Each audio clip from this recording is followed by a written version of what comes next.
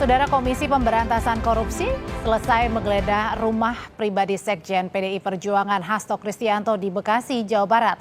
Hasto ditetapkan sebagai tersangka dalam kasus Harun Masiku. Penggeledahan rumah Hasto di perumahan Villa Taman Kartini, Kota Bekasi berlangsung selama 3 jam.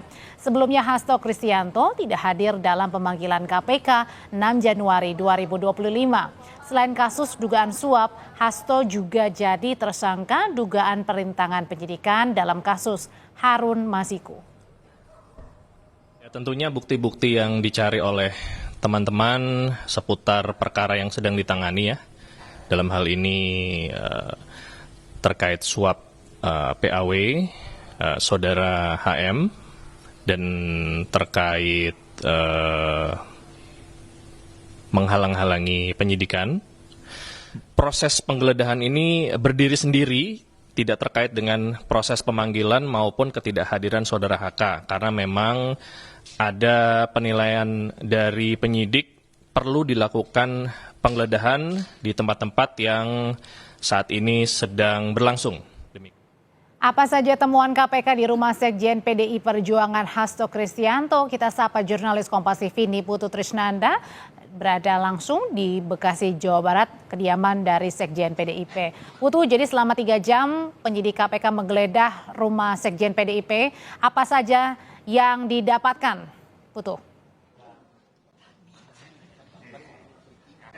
Ya, selamat malam Audrey dan juga saudara. Tadi memang ketika keluar begitu ya, setelah 3 jam berada di dalam rumah, ini tidak ada satu patah kata pun yang disampaikan oleh penyidik KPK. Nampak langsung masuk ke mobil hitam begitu ya. Ada beberapa tas dan juga koper yang dibawa, lalu kemudian langsung meninggalkan lokasi. Tapi tadi yang memberikan pernyataan ini justru dari tim hukum PDI Perjuangan yang juga merupakan kuasa dari Hasto Kristianto. Ada beberapa barang yang memang diambil oleh KPK. Yang pertama itu ada 1 buah flash disk, dan yang kedua ini adalah 1 buah buku catatan kecil milik Kusnadi yang merupakan staf dari Hasto Kristianto.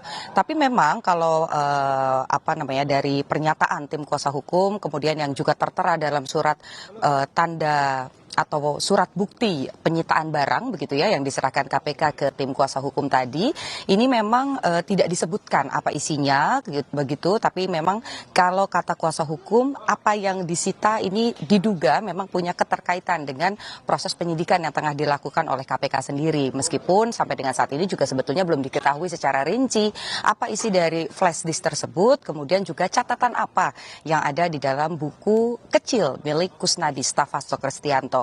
Kemudian juga tadi yang disampaikan adalah tidak banyak yang kemudian disita begitu. Apakah ada biasanya ketika misalnya KPK melakukan penggeledahan akan ada penyitaan uang tunai atau misalnya barang-barang mewah begitu ya.